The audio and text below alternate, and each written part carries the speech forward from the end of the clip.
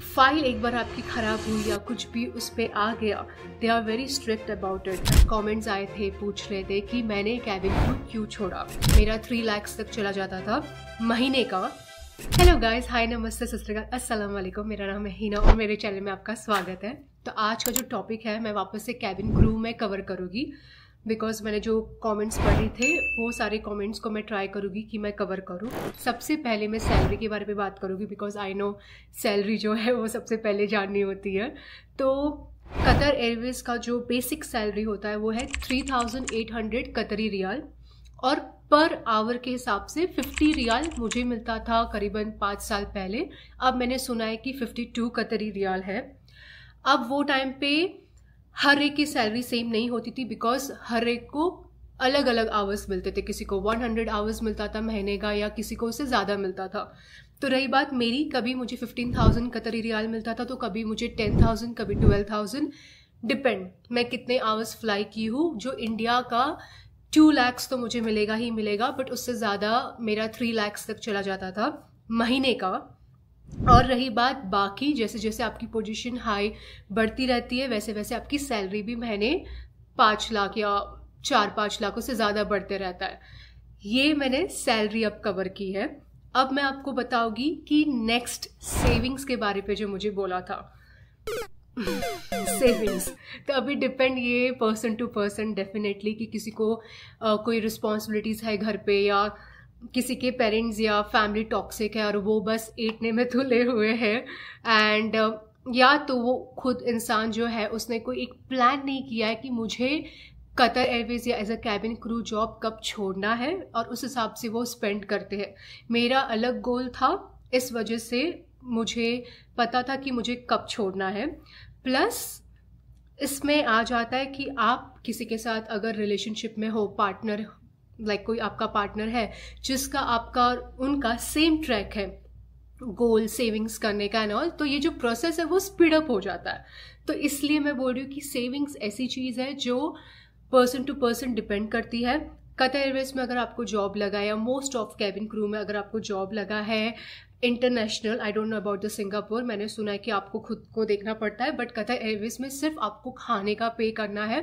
अगर आपके पास rental car नहीं है या सेकेंड हैंड कार आपने नहीं उठाई है कतर में रह के, तो आपको उबर का खर्चा होगा, दैट इज़ मैक्स। बट आना जाना जैसे कि मेरी सेविंग्स मोस्टली मैं लोगों को घर बुलाती थी, फ्रेंड्स को, या मैं अपने फ्रेंड्स के घर जाती थी, और कॉर्निश या मियाँ पार्क या गार्डन ऐसे जगह जाना इज़ मोस्टली फ्री।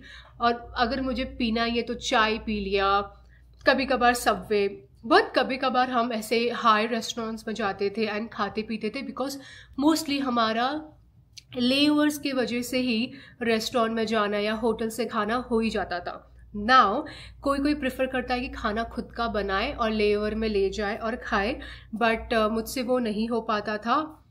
इसमें अब मैं आती हूँ आपको हेल्थ के बारे में।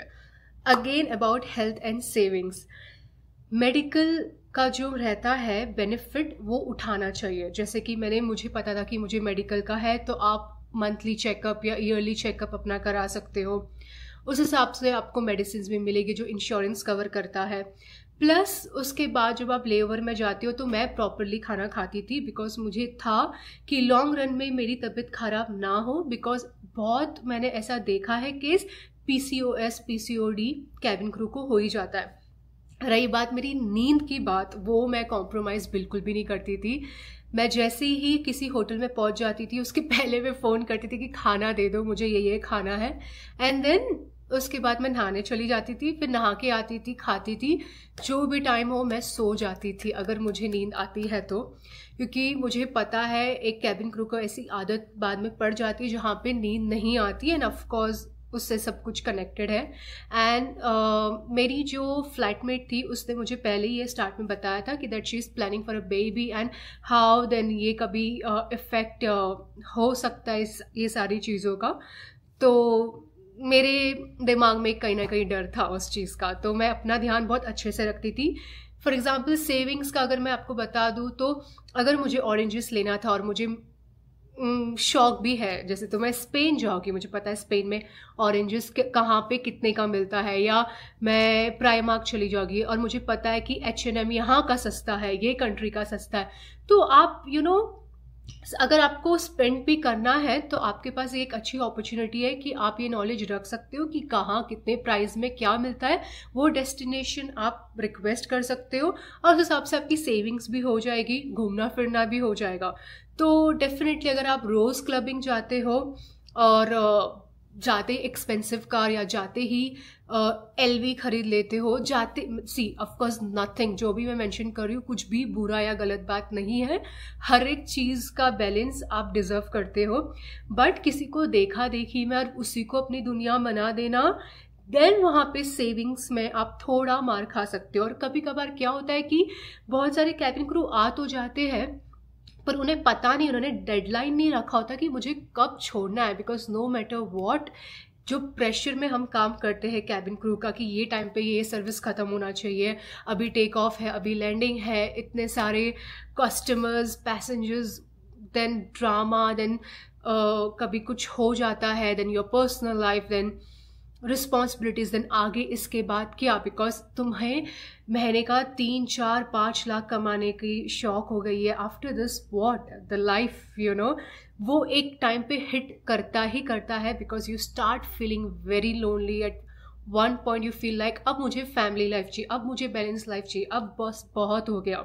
ऐसे बहुत कम हो गए एज कम्पेयर टू मैनी कि उनको बस कैबिन क्रू ही रहना and they are happy with it, which is also good. The moment you know that मेरा पीस इसी में है, मैंने अपना गोल और पाथ चुन लिया है, बट तब आपको सताने लगता है कैबिन क्रू का जॉब एंड प्रेशर लगने लगता है जब आपको पता है कि आपका ये गोल लॉन्ग टर्म के लिए नहीं है, ये तो कुछ सालों के लिए है, बट वो कुछ सालों में आपने इतने मज़े कर लिए, इतने पैसे उड़ा लिए कि अभी आपको नहीं रहना है as a cabin crew, but still रहना पड़ेगा, बिकॉज अब आपको हिट किया है कि अब तो यार सेविंग्स करनी है।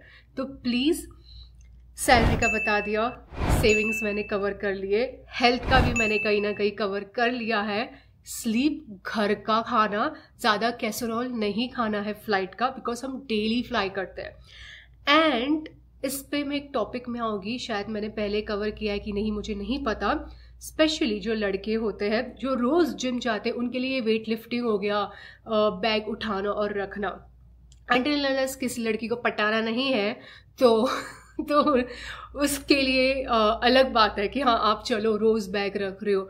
आई नो आप जेंटलमैन हो, बहुत सारे हैं अभी ऐसे एंड आप करते हो ये सारी चीज़ें, बट जो रेगुलरली वेट लिफ्टिंग नहीं करता ना, बस फ्लाइट के लिए ही अगर करने जा रहे हो, तो बहुत सारे स्पेशली लड़कों को लड़कियों से एज कंपेयर करूँ उनको मसल्स या बैक इश्यू या कुछ ना कुछ प्रॉब्लम होता है, बट अगेन आपको मेडिकल इंश्योरेंस में आप चेक करना, आपको वो मिलेगा कि आप जा सकते हो फिजियोथेरेपी या डॉक्टर के पास एंड वो इंश्योरेंस कवर करता है, तो उसका बेनिफिट प्लीज़ लेना।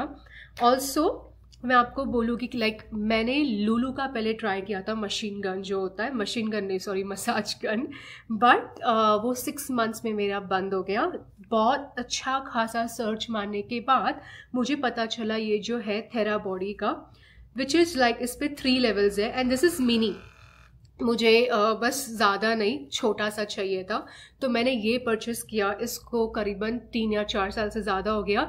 It's a very very good investment. मैं ऐसे ही कभी किसी भी चीज़ में खर्चा नहीं करती हूँ अपना पैसा, बहुत सोच समझ के करती हूँ। तो ये मैं इसलिए बता रही हूँ बिकॉज अगर आपको मसल सोर या कुछ भी है, ये हर एक बैग में आ जाता है और ये इतना भारी भी नहीं है एंड ये रिलैक्स करता है। अगर आप जिम से आने के बाद, जिम से पहले या फ्लाइट में कहीं पे भी मैं बस शुरू हो जाती हूँ। I just love love love this. It's expensive, I guess 19-20,000 के आसपास, आई डोंट नो अभी प्राइस क्या है।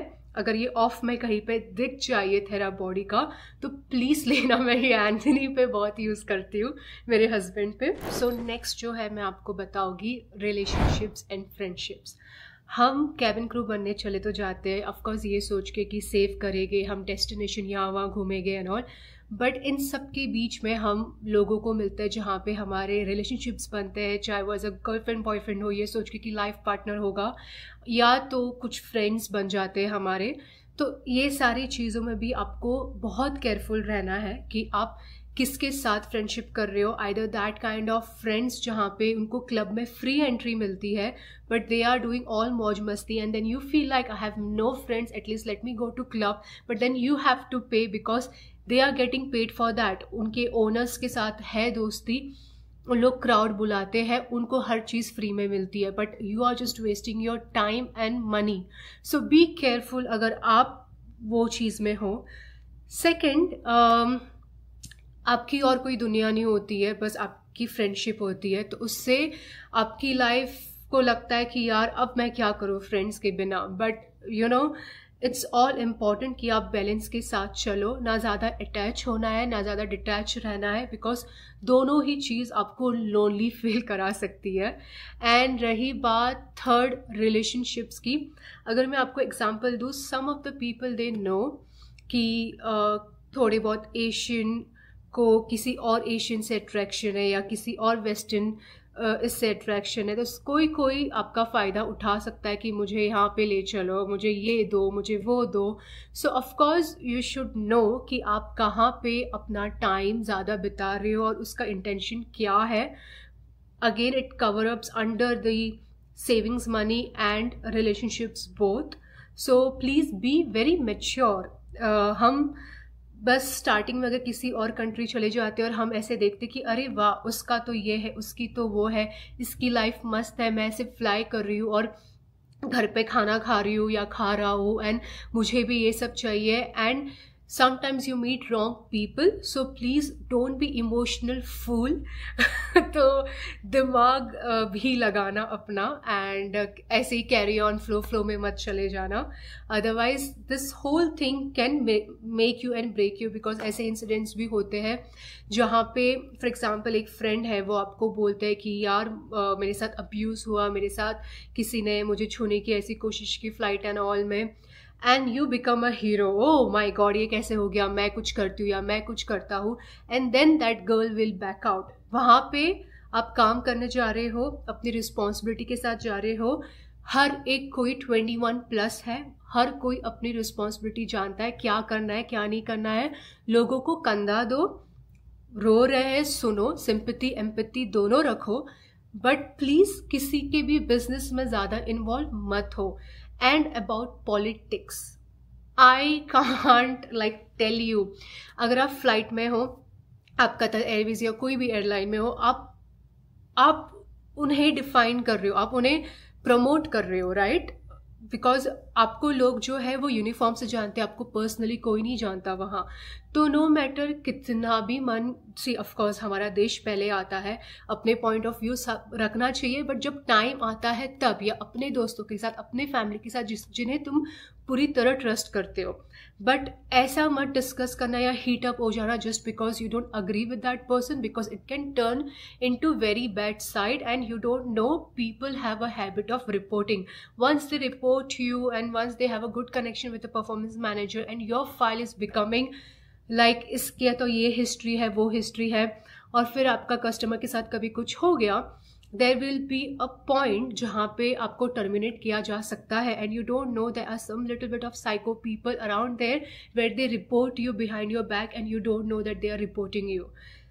so please ये सबसे दूर रहना and be very like sympathy रखो. जो बोटॉक्स कराता है या स्किन का कुछ कराता है या कभी कुछ ऊपर नीचे हो जाता है, ऑफकोर्स दैट पर्सन नोज.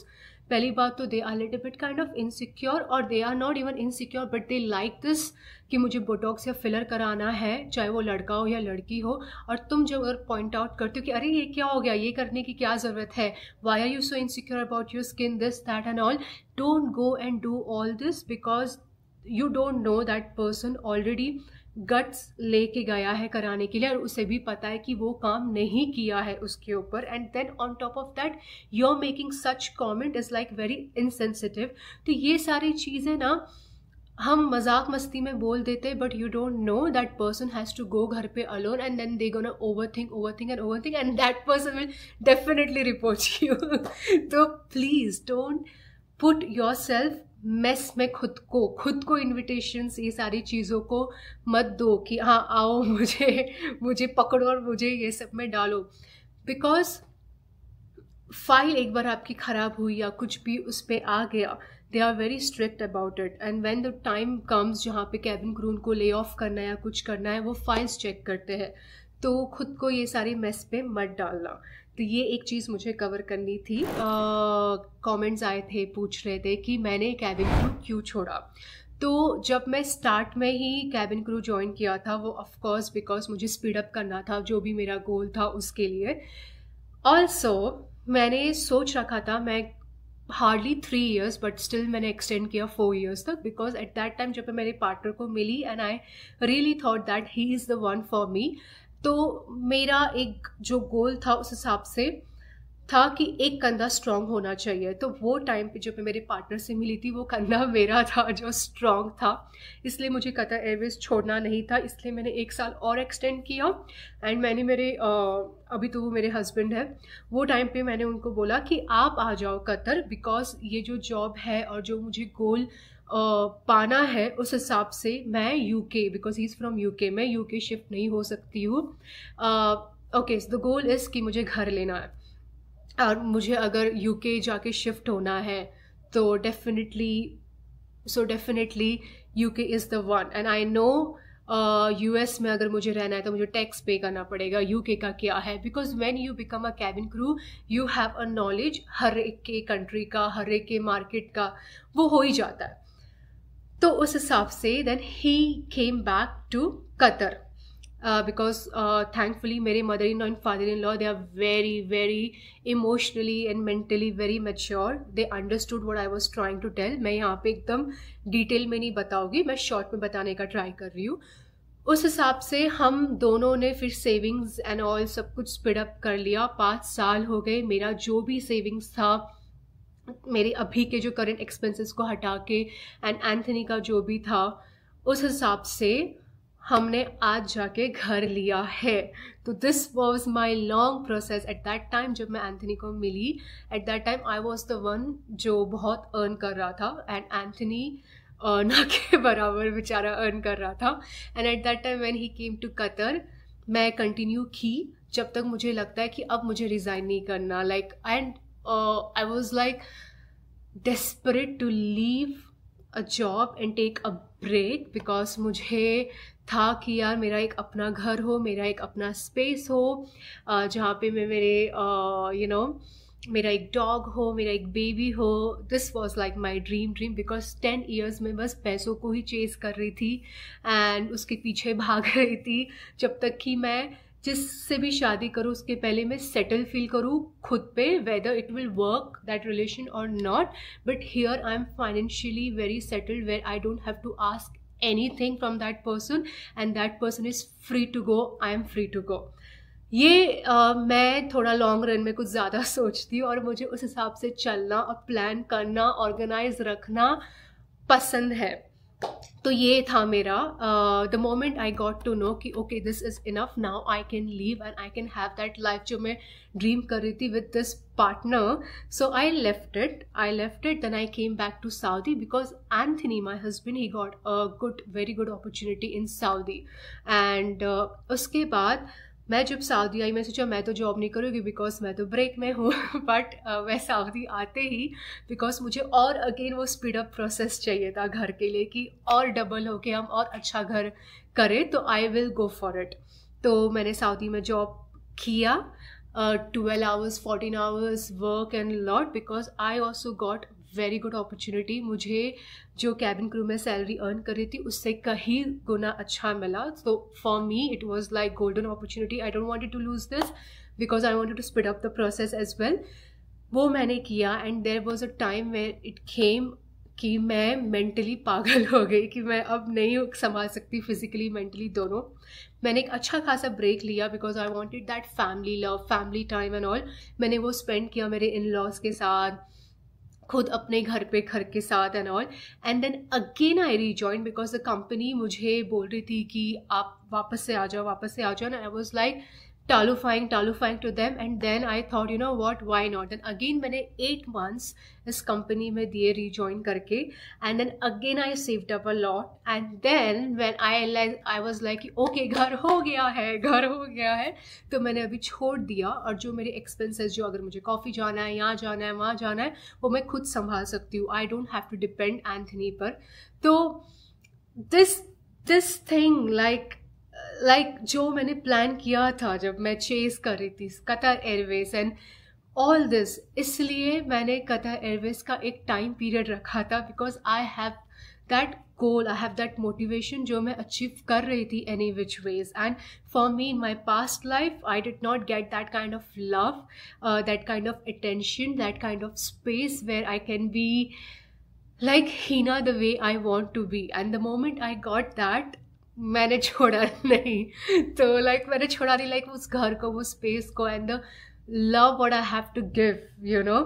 तो आई नो लग रहा होगा कि क्या बोल रही है ये लड़की, but I know it's my personal experience and all this kind of thing which made me leave the Qatar Airways. And there are many who goes to Mumbai, जो देयर आर कितने जो मुंबई जाते हैं एक्टिंग परस्यू करते, there are many जो US जाते. Okay US, very good point. Cabin crew, कोई भी आप अगर आप स्पेशली कतर में हो या दुबई में हो, प्लीज़ 10 years का यूएस वीज़ा अप्लाई करना. उससे आपको ये बेनिफिट होता है कि आप कोई भी कंट्री अगर जाते हो, मोस्ट ऑफ द कंट्री आपको वीज़ा ऑन अराइवल होगा, वरना आपको वीज़ा खरीदना पड़ता है, पहले ही अप्रूव हुआ नहीं हुआ, all this kind of things होता है. तो आपको यूएस वीज़ा बहुत ईजीली मिल जाता है. तो जैसे ही आप कतर जाओगे, फ्लाई करना शुरू कर दिया, अच्छा खासा सब कुछ हो गया, apply for US visa 10 years का मिल जाएगा, and then just go and will leave होता है तो, और मज़े करो. To cover one more point, अगर आपको स्किन में कोई स्कार इशू है या कोई भी एक कुछ छूट गया है, मुझे पता नहीं एक्सट्रीम कौन से लेवल तक आपको हुआ है या नहीं हुआ है, प्लीज़ डर्मा कलर क्रायलॉन का कैमोफ्लाज वाला क्रीम होता है, आप वो अप्लाई करो. आप बस क्रायलॉन जाओ और आप वहाँ पे टेस्ट करो, अगर आपको शायद डर्मा कलर कैमोफ्लाज वाला नहीं, कुछ और सूट करेगा, या ग्रीन, या उनके पास कलर्स है. But I really rely on this brand only when it comes to scar, because जब मैं फुकेट गई थी तो एक लड़की ने मेरा आईब्रो किया था, and that was the first time I got to know कि यार आप वैक्स से भी आईब्रो का निकालते हो. मुझे तब तक थ्रेडिंग पता था, बिकॉज हमारे इंडिया में थ्रेडिंग होता है, कतर में भी थ्रेडिंग होता है, बिकॉज इंडियन लेडीज़ वहाँ पे काम करती है. तो जब उसने वो निकाला, मुझे यहाँ पे बहुत ही गंदा स्कार हुआ. Again I don't wanted to be staying like, अगर आप कुछ स्कार होता है, ग्रूमिंग इंस्ट्रक्टर चेक करती है, देन पॉसिबिलिटी होती है कि आपको वो ग्राउंडेड कर दे, मतलब कि आप फ्लाई नहीं कर सकते हो, तो आपका वो पर आवर के बेसिस में आपको 50 मिलता है. सोचो 1 दिन, 2 दिन, 3-4 दिन, 1 हफ्ते तक तुम फ्लाई नहीं कर रही हो, जब तक वो हील नहीं हो रहा. डेफिनेटली मैं उतना लूज़ करने वाली हूँ एक दिन के उतने पैसे. तो मैंने ये डर्मा कलर कैमोफ्लाज का क्रायलॉन का यूज़ किया. वंडरफुल. तो please go and try that one, अगर आपको अपने स्कार या कुछ भी छुपाना है तो. अगर उससे कुछ अच्छा आपको नॉलेज है तो प्लीज़ कमेंट में बाकी कैबिन क्रू के लिए लिखो कि वो स्कार कैसे हाइड कर सकते हैं. और अगर आपको कोई और क्वेश्चंस है तो प्लीज़ मुझे पूछो, I will try to cover everything. And I hope जिसने भी मुझे कमेंट किया था, मैंने ये सारी चीज़ें कवर की है. एंड मैं कुछ भूल गई हूँ तो अगेन मुझे कमेंट सेक्शन में बता देना. एंड प्लीज़, आप बहुत मेहनत से लगे हो कैबिन क्रू, एंड इतनी अच्छी सैलरी है. Don't make any silly mistake to lose your 3-4 lakhs of package per month. अगर आपको इतना अच्छा मौका मिला है तो. Also do not take any tissue rolls और पानी का बॉटल या कुछ भी फ्लाइट से, बिकॉज समटाइम्स रैंडम चेक होते हैं, और अगर वो दिख गया 10 रियाल आप खर्च कर लोगे या 3-4 लाख, 4 lakhs या 3 lakhs के पैकेज में से, बट दैट बॉटल लेना या वहाँ से ये लेना वो लेना, अगर आपकी हैबिट है तो मत करना. Okay, that's all. मुझे यही सब कवर करना था जो मैं कवर कर चुकी. And all the best. Save and निकलो for a good life. Okay, so thank you so much for watching this video. अगर आपने अभी तक एंड में देखा है तो प्लीज़ मुझे बताओ या तो थम्स अप कर दो, and do like, share and subscribe my channel.